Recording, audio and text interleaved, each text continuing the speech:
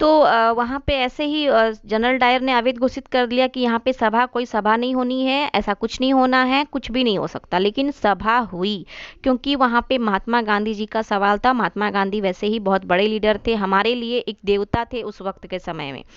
तो वहाँ सभा हुई और सभा में क्या बातें हुई, भले ही महात्मा गांधी को उठा लिया गया हो, लेकिन हमें जो इंस्ट्रक्शन मिली है, हमें जो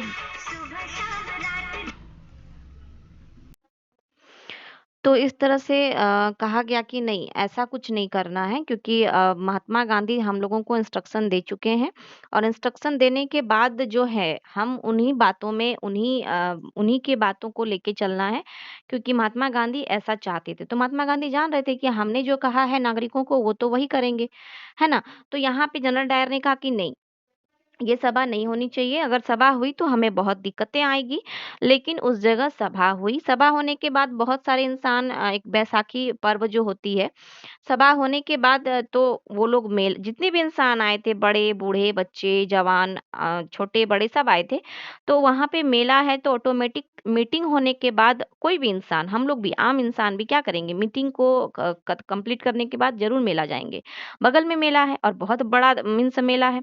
तो सारे इंसान उस जालियांवाला बाग नाम है, देखिए जालियांवाला बाग हत्याकांड, वहाँ देखिए वो एक बाग है, एक बगीचा है वो। उसी जगह मेला भी है, उसी जगह मीटिंग भी है। तो उसी जगह वहीं पे उन लोगों ने गए, वहाँ पे सारे इंसान गए, जितने भी मीटिंग करने आए थे सभी कोई गए। और यहाँ जनरल डायर ने क्या कहा, अगर मीटिंग हुई तो तुम लोगों को मीन्स कुछ भी उन्होंने इन्फॉर्मेशन दी जो अच्छी इन्फॉर्मेशन नहीं थी।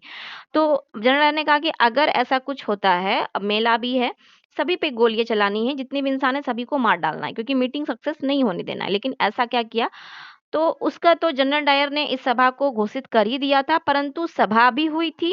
और होने के बाद तब उसने क्या किया, पहले सभा होने दिया गया, उसके बाद उसने क्या किया, वहां पे गोलियां चलानी स्टार्ट कर दी। कहाँ पे, उस मीटिंग में, उस हत्याकांड उस बाग में, है ना।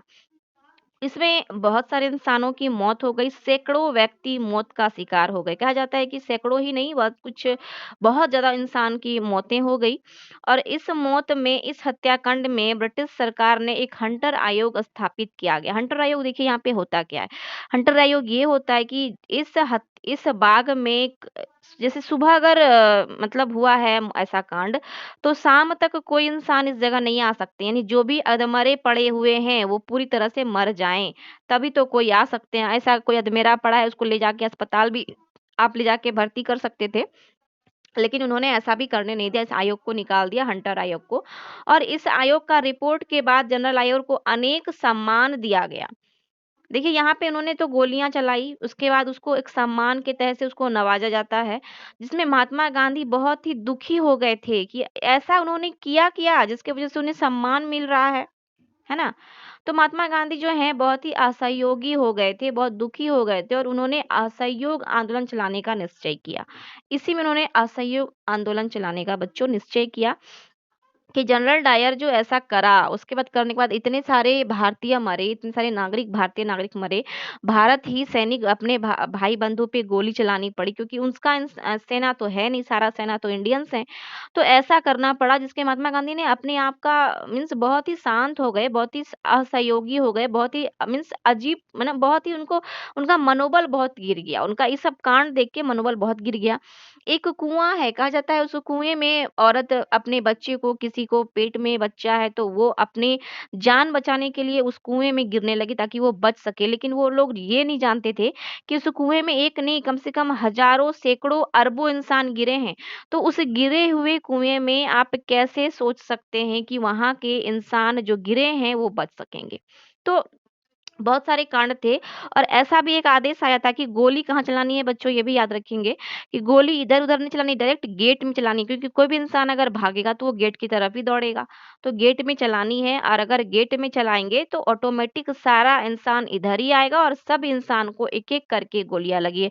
आप लोग अभी भी अमृतसर कभी भी जाएँगे तो देखेंगे कि वहाँ का दीवाल जो है, उस दीवाल में अभी भी उस गोली के निशान हैं, जो कि अभी भी इंसानों को उससे एक तरह से मीन्स ट्रैवल के रूप में उसको रखा गया है देखने के लिए। बहुत अच्छी चीज़ें हैं, देख के प्रैक्टिकल के रूप से भी इंसान को बहुत कुछ समझनी चाहिए। तो इस तरह से आप लोग भी देख सकते हैं।